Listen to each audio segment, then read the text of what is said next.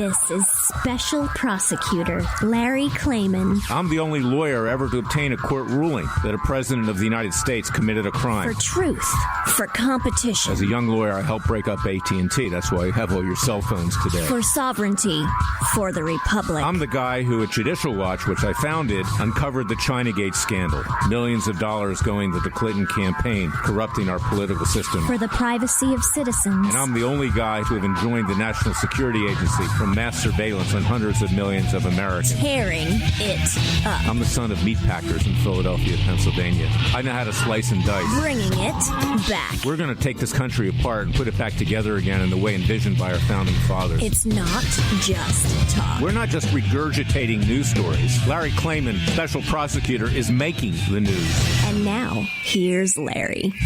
Welcome to this week's edition of Special Prosecutor with Larry Klayman. As I always say, it's not repetitive. Another important show. We need to really educate the American people on what's going on, not just in Washington, D.C., but around the country. In our court system, that's something which is near and dear to me. I am an ideologue. I do believe in our justice system, but our justice system is more than broken. It's become a cesspool of corruption. And there are very few lawyers in this country that will say that. I will say that. I paid a price for saying that with a number of different entities, because lawyers are supposed to basically toe the line. They're not to say anything. They're to rake in money. They're to represent themselves more than their clients. In fact, that's what most lawyers do. Yours truly has never done that. I put the client first. I don't put my own interest first. In fact, Joseph Farah, the great founder of WorldNet Daily, once said in an interview with the Washington Post, they did a cover story on me, Larry Klayman versus everyone. The one thing about Larry Klayman is that he doesn't always do what's in his self-interest. I want to do what's in the interest of the country. My self-interest is secondary. And if I couldn't do what I would think is right, if I can't say what I think is true, then I don't want to be a lawyer. And I reached that point in 1994 when I founded Judicial Watch. I had seen a lot of corruption, particularly on the federal judiciary. I had experienced a judge in Los Angeles, California, in the Central District by the name of William D. Keller, who was an anti-Semite. He was a bigot. He was also someone that simply was alcoholic. He had a lot of other problems. And I went through a 6-week trial. I almost went bankrupt. And he ruled against my client in large part, and then tried me at the end of the case because I challenged his impartiality. I took the matter up on appeal. Federal judges in Washington wouldn't listen to it. Eventually, Judge Kaczynski, who since had to resign from the Ninth Circuit, he was actually the best judge up there, in fact, in terms of his ability as a judge and his integrity in terms of ethics. He ordered an investigation and the transcript of what Keller had said. He made various bigoted remarks. He called me Mr. Schmuckler. He made fun of my Taiwanese client, of the gay retailer, of a Jewish client, and that transcript went missing. It could be a John Grisham novel. In fact, the court reporter turned up dead. It was after that that I said to myself, when I can afford it, because Keller fined me $20,000 after that case. I had very little money in those days. I had spent 6 weeks defending a Taiwanese businessman in a patent and trademark case in front of Judge Keller. And the irony of the thing is, after I put my neck on the line for this client, the client fled. He never paid me for my services, and I almost went over. I had to borrow $100,000 from the bank just to stay afloat. You can read about that in my book, Whores, Why and How I Came to Fight the Establishment, which you can still find at Amazon.com and BarnesandNoble.com and WorldNetDaily.com. They have copies of it to this day. It's my autobiography. And that's what caused me to start Judicial Watch. I was walking down the street in Georgetown, living in Washington at the time, and I said, what will you call this organization to watch judges? And I thought of it, Judicial Watch. It obviously makes sense, watching judges. Later, the great investigative journalist Bill Safire, who worked in the Nixon administration, Freudian slip, they both were impeached, told me he thought that was a really great name. So the justice system has been near and dear to my heart as a lawyer for many, many years, and you can read about it in my book, Whores, and you can find more about my writings at WorldNetDaily.com, and when I was writing for Newsmax blog, that's also on our website. I don't write for Newsmax anymore. They become very, very middle of the road and political, and they censor stuff, frankly. And WorldNet Daily does not. They let me write what I need to write, and I'll also publish it myself on other websites. But the bottom line is this, is that our federal judicial system has become a corrupt cesspool. And I will say that judges may not like that. There are some exceptions to that, but frankly, very few. When you're dealing with a political case and you're dealing with maybe a hot potato issue in the social area like abortion, these judges make very political decisions. And I was on Crowdsource the Truth about a week ago. You can find my appearance at the Freedom Watch YouTube channel. I urge you to watch it as well. And with this radio show, which I also broadcast out on podcast as well as Radio America, I will attach that Crowdsource the Truth appearance. Because here's what you need to understand about federal judges.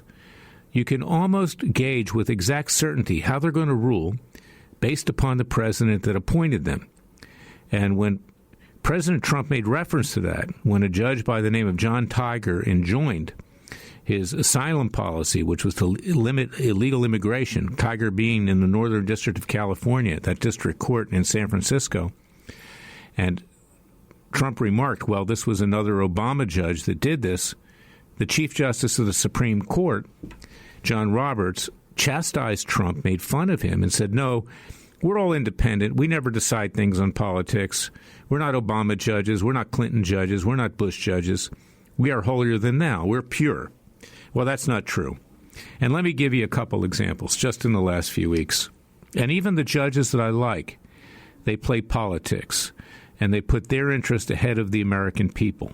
Now, there were 3 decisions that came out in 2 weeks, 3 dismissals of my cases at Freedom Watch, and I've taken 2 of them on appeal. 1, I've shoved it right back in front of the judge that dismissed it. Let's talk about the case of Jerry Corsi against Robert Mueller.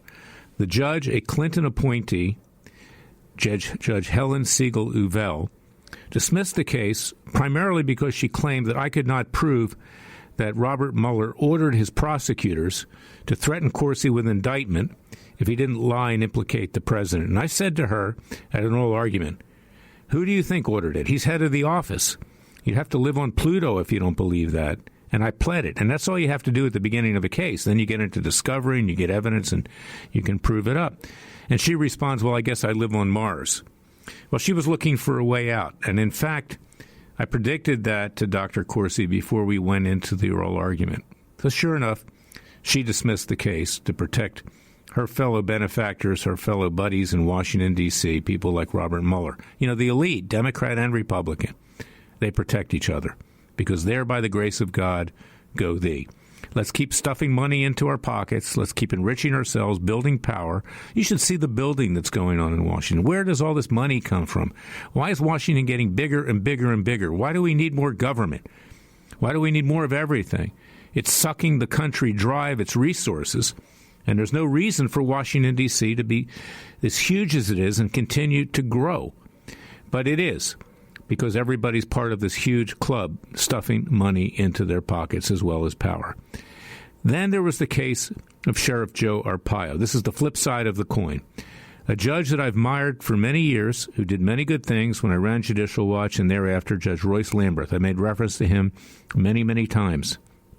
But I got to tell you, if you go look and buy my book, Whores, you'll see that I was critical of Judge Lamberth in those days, during the Clinton years, because he could have put Hillary Clinton away. He never would give me her deposition in the number of cases that I brought, particularly the Filegate lawsuit. That was when the Clintons got 900 FBI files of their adversaries, obviously to intimidate them, to get dirt on them, to smear them, much like the mass surveillance that goes on today by the deep state. He never would put Hillary Clinton away. And we also had the first Hillary Clinton email scandal. There was a criminal contempt hearing on that, evidentiary trial in effect. And at the time I left Judicial Watch, Judge Lamberth hadn't made a ruling. 2 years later, he sat on this thing, being quite content that he had damaged the Clintons enough that George W. Bush was elected. That's my view. And he dismissed that as well. He did many good things in the interim. You know, he allowed me to take depositions. He allowed to get some truth out, but he never went for the home run pitch. And I was critical of that. And after those cases ended, and I no longer had cases in front of Judge Lamberth, I would go in and talk to him. I won't reveal, my conversations with him, but, I thanked him for what he did. And, I realized that of all the federal judges out there, he had done the most, but it wasn't enough. So back to Arpaio. Arpaio brings a lawsuit against CNN, the Huffington Post, and Rolling Stone for defaming him as a convicted felon. By the grace of God, I think, it gets assigned to Judge Lamberth. We ultimately have an oral argument. The defendants claim that I didn't plead specificity with enough. I didn't plead malice, because you have to have malice for a public figure for a defamation case to proceed, with enough specificity. And I told Lamberth, I did plead it with enough specificity, Your Honor, but with your leave of court, I'll make it even more detailed. Fast forward. Months later, he didn't rule. He was sitting on it. And ultimately, just the other day, he dismisses the case, claiming that there wasn't enough specificity. I'd asked him to leave, to amend, is to be freely granted, but he dismisses it with prejudice. But at the same time, he tries to do Arpaio a favor, saying, well, Arpaio was defamed. The statements weren't substantially true, and he was damaged. But he didn't have the guts to let the case go forward. And I think the reason was he got cold feet. He realizes that he's going to make some tough decisions with regard to some other cases in the future, and he didn't want to be vilified and smeared by these same liberal leftist fake news media. That's my take on it. Okay, I don't know that for a fact. But it was very disillusioning. So what did I do? I recrafted the complaint, and I shoved it right back in front of him yesterday evening. It now has the specificity. You asked for it, Judge Lamberth. You got it, Toyota. But it shook me up because the one judge I had confidence in the district court in Washington, D.C., bailed out, in my view, for political or other reasons. Now, when I come back, I'm going to talk about another case that's involving Laurie Loon. Same thing. This is not sour grapes. This is what I've been experiencing for all of my career and why I started Judicial Watch and now started Freedom Watch and run that. I'll be right back with the second segment of Special Prosecutor with Larry Klayman.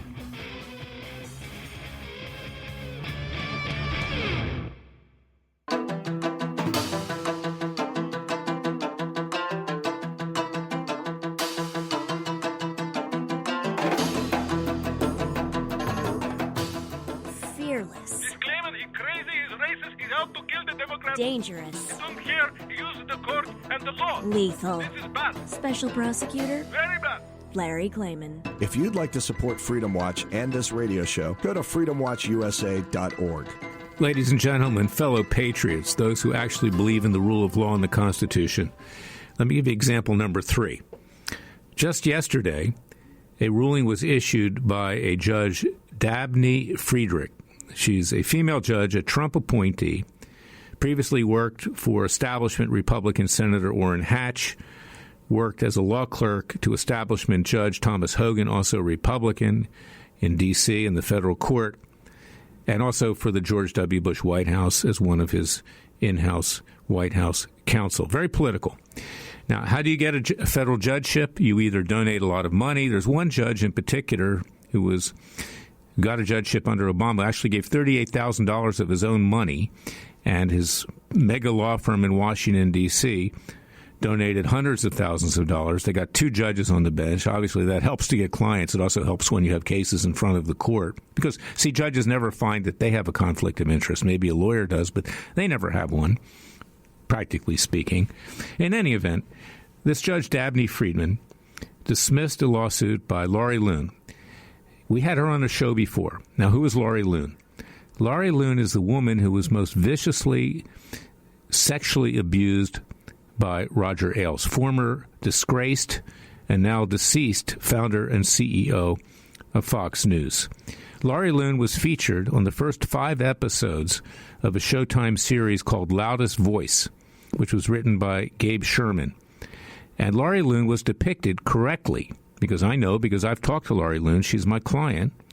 She was depicted as the primary woman who was destroyed by Roger Ailes. She was intimidated.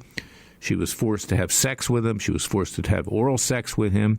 It was all depicted there. And how was it covered up? It was covered up by Roger Ailes' top brass. And who were they? Bill Shine, who later got a job in the White House. That didn't last. He's now working on the Trump presidential campaign, who was essentially Roger Ailes' chief of staff at Fox News, and a woman by the name of Suzanne Scott, who actually was a facilitator of Ailes' sexual abuse of Laurie Loon and the other women. In fact, Suzanne Scott would actually get hotel rooms where Roger would meet Laurie Loon and force himself upon her. Now, I'm not judgmental here, but the fact is that Laurie Loon was destroyed. She's tried to commit suicide twice. She has PTSD. She is a basket case. So I filed a case against Fox News and Suzanne Scott because Suzanne Scott, right before the show Loudest Voice in a Room was broadcast on Showtime, it was a 7-part miniseries a couple months ago, Fox News wanted to blunt the fallout from that show because it showed how Suzanne Scott, Bill Shine, and others covered up what Roger Ailes had done, not just to Laurie Loon, but many other women over there with abusive behavior, with sexual, perversion and whatever else you want to call it. But the fact is that they had to blunt that. So Suzanne Scott did an interview with the LA Times where she denied knowing anything about what was going on. Now, Laurie Loon had already been out there, and she had been talking about Suzanne Scott and what happened at Fox News. So that was the equivalent of branding my client, Laurie Loon, a liar. So we brought a case for defamation. It was assigned to this new Trump appointee, Dabney Friedrich. We also gave her the episodes where Laurie Loon was showcased on Showtime, and it verified exactly what happened with regard to the cover-up by Suzanne Scott and that she had lied when she talked to the LA Times. Well, Friedrich sat on this case for many, many months, despite my asking to have an oral argument, despite telling her that my client was still in a suicidal state and needed justice, because justice delayed is justice denied. And yesterday she issued an opinion in this case. We're going to talk about it in some detail when we come back in the context of these other cases. And she dismissed the case callously and did it on phony grounds. So this is what we're dealing with in the federal judiciary. They're very political. She's a Trump judge. I believe she was concerned in protecting Fox News because Fox News, of all the networks, it's gone left lately, but it's still more supportive of President Trump, her benefactor, than any other cable news network. Not more supportive, say, than Sinclair, which isn't cable, but they have local stations. But this is a problem in the judiciary. I want you to understand this because the Founding Fathers were enlightened by God, but they weren't God, and they made major mistake in how we appoint federal judges and in devising methods to try to remove them when they stray from the law and the Constitution. I'm going to be right back. Until then, go to freedomwatchusa.org, donate to our Judicial Selection Strike Force so we can get better judges, and also donate to us because we are the mouse that roared. We are your Justice Department. I'll be right back with the third segment of Special Prosecutor with Larry Klayman.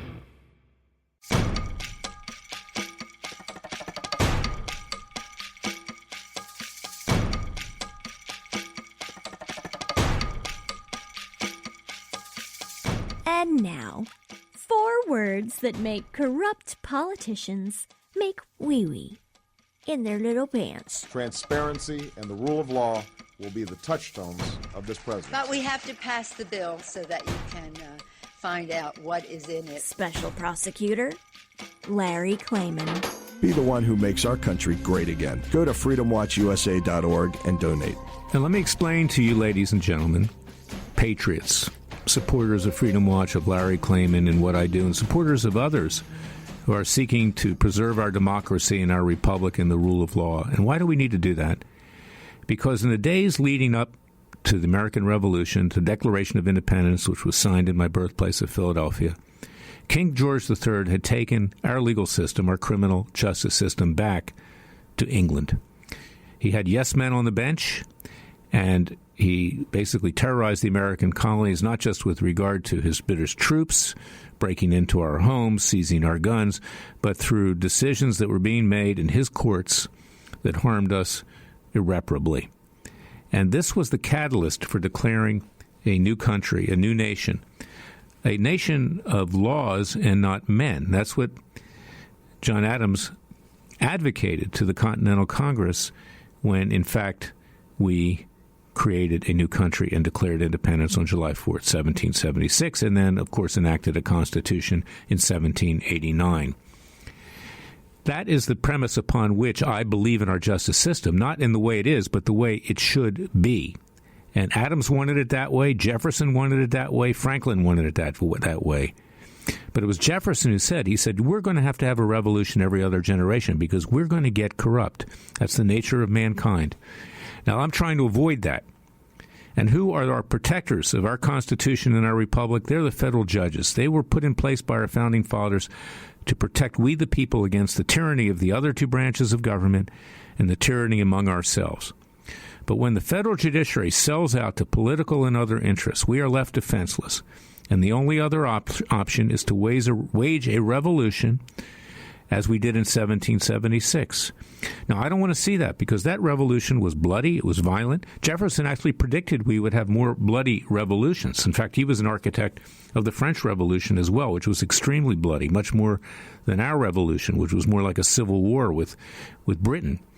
The French Revolution was really brutal. And I believe that we're headed to that if we do not have a judiciary that will stand in the stead for the American people, because then we are exposed to the tyranny of the other two branches of government. And if these judges fail to do their jobs, and I say this rhetorically, I don't say it actually, but if a revolution breaks out, those who should be first taken to the guillotines are the federal judges. I don't mean that should happen, but I'm saying that in a poetic way, because they are our most important public servants. People think, and judges think, that I criticize them unfairly, that I vilify them. No, that's because I actually believe in their role as judges, and they're not doing it. Now, let me tell you, let's get back to Dabney Friedrich and also Judge Uvell with regard to the Mueller case that Corsi brought for trying to coerce him to suborn perjury, for violating grand jury secrecy rules, which is criminal, and for illegal surveillance, which is also criminal. There's a case that issued out of the Supreme Court some years ago called Bell Atlantic versus Twombly. And I cited an article that I've written in WorldNet Daily this weekend. I want you to go to freedomwatchusa.org and read that. The Supreme Court said in dicta, it doesn't mean that it's the holding of the case, but they just said this in passing, that federal judges can dismiss a case if the allegations of the complaint are not plausible. Well, that was not the basis upon which our founding fathers created the jury system. It was meant to take the power away from federal judges and give it to the hands of the people. It's not for a judge to decide what's plausible or not. It's for the jury to decide that. And that's why what the founding fathers did in our Constitution was so unique, because in England you only were able to have juries for felony criminal matters, not for civil matters. In our country, for most civil matters, you're entitled to a jury because the founding fathers did not trust the judges, not King George's judges. They were yes men. They didn't have women judges in those days, unfortunately, but they were yes men, and they were the lackeys of the British crown. So that's what is being used. Let me tell you what's being used by these judges to dismiss cases that they want to dismiss for their political purposes or because it's a hot potato in their courtroom, and they don't want to be criticized. They don't want to lose their membership in the Washington, D.C. Swamp Club, and they want to be able to continue on, the clubs in other state capitals and around the country as well. They want to continue on as the establishment judges that they are. You might call them politicians in robes, as I've called them, and not have to face the music for making tough decisions.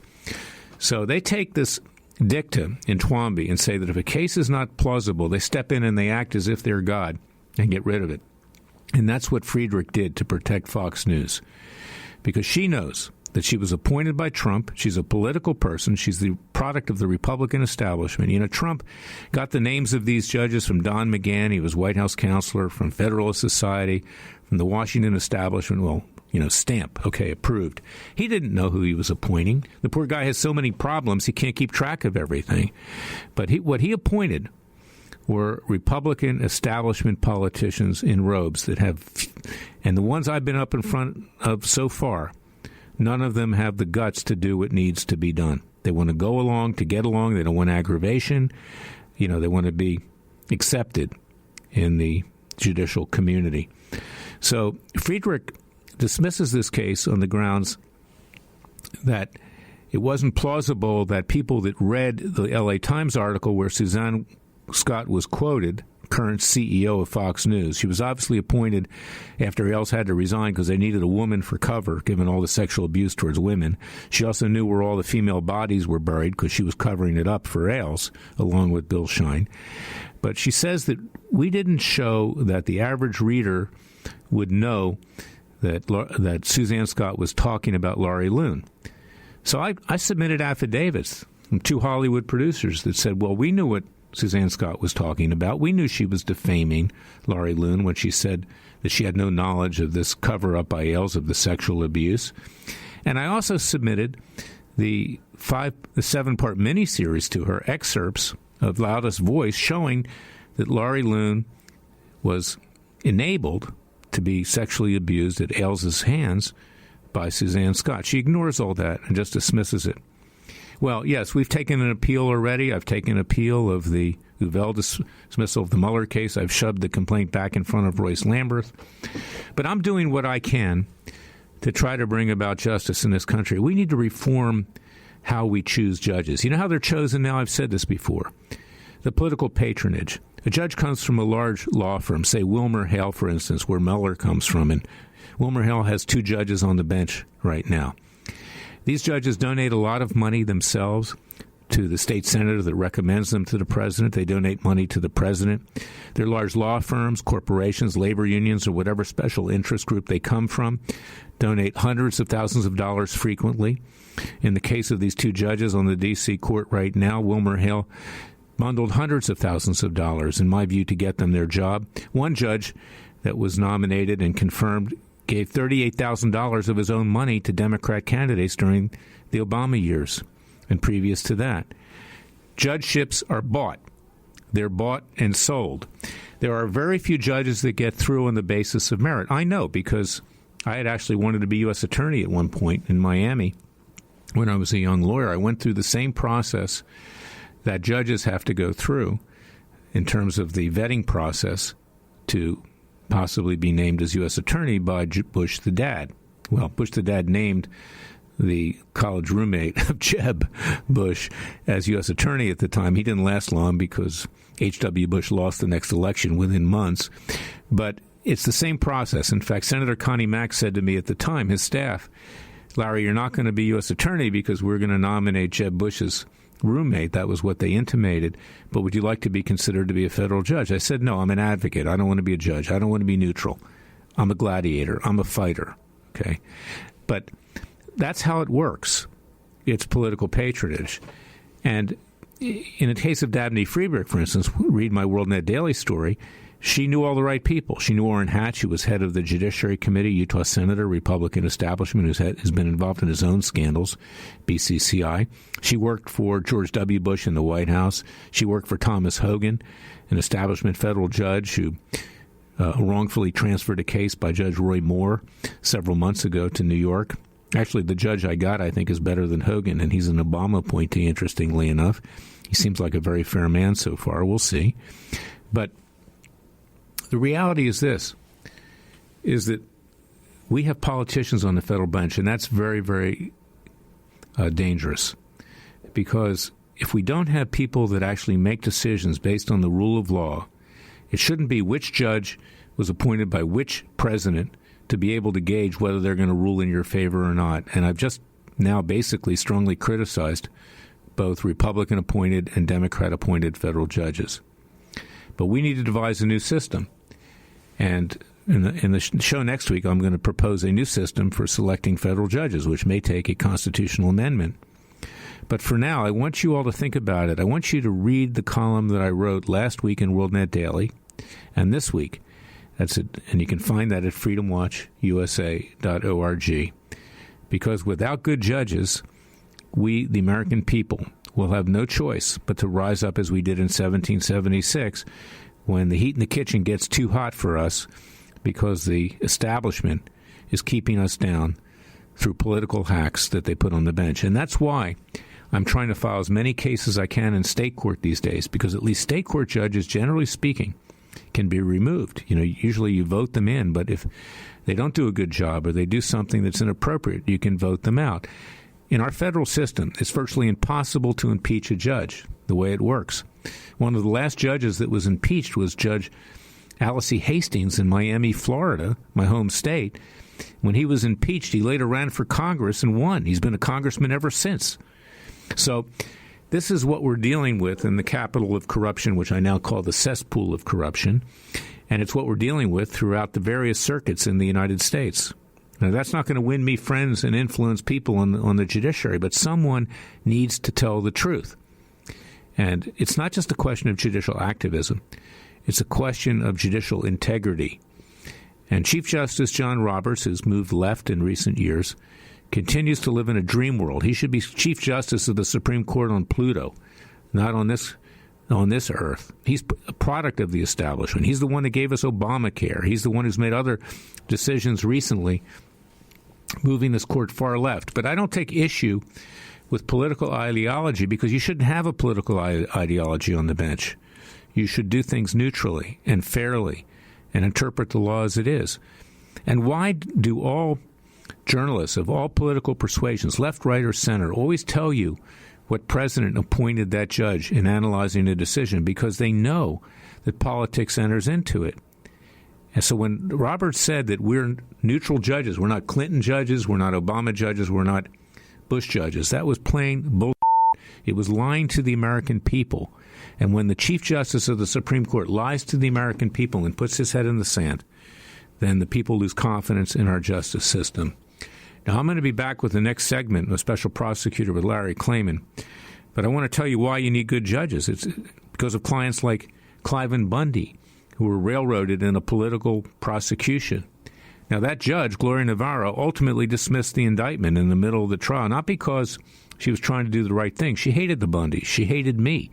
She's an ultra-leftist, but she didn't want to go down with the ship with a Justice Department that was lying to her, which was suborning perjury, where a whistleblower came forward that was about to testify on the kill list on the heads of the Bundys.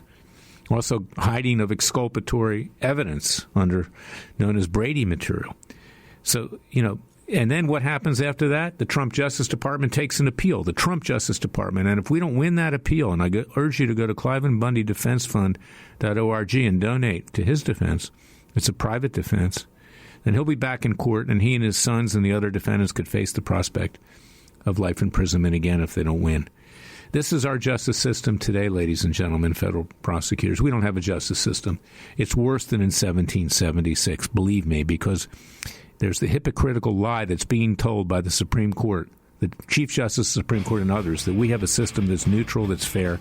It is not neutral. It is not fair. I don't care what persuasion you are in terms of race, color, religion, sexual preference, or otherwise.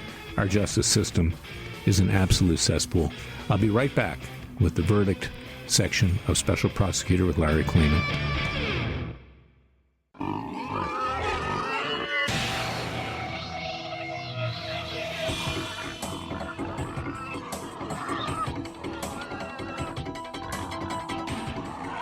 Before he was a trial lawyer, he sliced him and diced him. People used to ask me, Larry, what caused you to start Judicial Watch and now Freedom Watch, given the powerful forces in this country that put you at risk? In a meat packing plant. I'm the son of meat packers in Philadelphia, Pennsylvania. I know how to slice and dice. A very special prosecutor, Larry Klayman. If you'd like to support Freedom Watch and this radio show, go to freedomwatchusa.org. Ladies and gentlemen, we're back with the verdict section of Special Prosecutor with Larry Klayman. We at Freedom Watch and Larry Klayman personally in my private practice are attempting to bring about justice. We use hard-hitting cases. We use citizen grand juries. We use many other means to try to accomplish our purpose.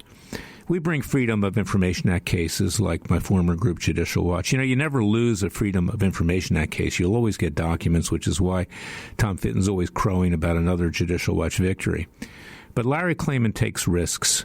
I've never been scared to lose, because if you're scared to lose, you'll never win. And right now, we have no choice. We have to try to win in court and otherwise if we're going to prevent a violent revolution in this country, which I don't want to see. But that's why I bring as many cases, because even if you win 1 in 10, that's a good record given these federal judges, notwithstanding the fact that now I'm going into state court much more. And in Florida, in particular, they allow cases to go forward and go to a jury and actually get a real decision by we the people. And we'll be using courts in other jurisdictions, much, much more in the state level. But we really need your support and we need your help because citizens' grand juries are going to be coming up. We're going to seek the indictment of Joe Biden and his son Hunter. Robert Mueller, he's already been indicted. We're going to have him tried. Hillary Clinton, Lisa Page, Peter Strzok, Bruce Orr, Brennan Clapper. Forget about Brennan and Clapper. We have leaks now coming out of our compromised Justice Department, which is a complete fraud under Bill Barr. He's not the Messiah, the legal Messiah, that they're now going to indict Brennan and Clapper. You've got Joe DeGeneva, who I like, and his wife Victoria saying heads are going to roll. People are going to be disciplined. No, they're not going to be disciplined. In the Justice Department, nobody's ever disciplined. They protect their own. I'm former Justice Department alumnus. I know what goes on over there, and you know what goes on in there. You haven't seen any discipline. You haven't seen an indictment of Andrew McCabe in the FBI. That's part of the Justice Department. 2 times the Attorney General had the ability to indict Comey. He passed. Forget about it. It's just for show. It's for history. These reports of the Inspector General, even if he recommends criminal prosecution, doesn't happen. So you have to rely on a group like Freedom Watch to get the job done. And I hope that you'll go to freedomwatchusa.org and contribute to our cause. We need to get bigger. Judicial Watch has $110 million in net worth if you go look at their 990s on their website. We don't have that, but we're doing the heavy lifting. We're not just doing FOIA cases primarily. We are doing the heavy lifting, so we need your help. I do today at Freedom Watch what I used to do at Judicial Watch. I left them with $20 million when I left to run for the U.S. Senate in 2003. With $20 million in the bank, it takes money to make money, and they finally have figured out how to do that. But the money needs to be used in a way that will actually bring about justice. Getting documents does not bring about justice, because if you're not going to bring cases yourself, hard-hitting cases or citizens' grand juries, and rely on the Justice Department, forget it. It's not going to happen under any administration. Now, talking about the Justice Department, just this week, former Attorney General Jeff Sessions, if you can believe this, says that he's going to run for the U.S. Senate again in Alabama, and he's going to run against my client, Chief Justice Roy Moore, who is a man of integrity. Of all the judges I have known in my lifetime, he's the only judge that will do things purely on principle, will not compromise, and do what he thinks right, whether it's the 10 Commandments or whether it's gay marriage. You don't have to be anti-gay to believe that the state should decide the issue of whether you could marry someone of your same sex. It doesn't mean that you're a homophobe or anything like that. But this is a man of integrity. He's the only one who ever said that presidential candidates had to present their birth certificate, their original birth certificate, a real one, to qualify to run for president. And that didn't just apply to Obama, but anybody, Republican, Democrat. And you've got Sessions now, who took a dive at the Justice Department, who never investigated the political prosecution, I should say persecution, of the Bundys, despite my asking him over and over to do that and him promising to do it. He wants to be senator from Alabama. I'm not telling you who to vote for, but I'm telling you, this is an absolute disgrace that someone like this could be resurrected from the dead. I can tell you, he's no Lazarus. By the way, that's my Hebrew name, Lazarus. Lazer Elia, Larry. And this is something that cannot be permitted in this society, to let someone rise from the dead who's in fact subverted our Constitution and the rule of law. So you need to support Freedom Watch. The reality here is that Freedom Watch now is your private Justice Department. You have no Justice Department. And these clowns like Sessions who think they can go back to the U.S. Senate to pal around with their buddies, to stuff more money into their pocket, they're mistaken. So go to freedomwatchusa.org. Support us. Join our Justice League. You are the superheroes. Now, I'll be back next week with another edition of Special Prosecutor with Larry Klayman. Until then, God bless you and God bless your family.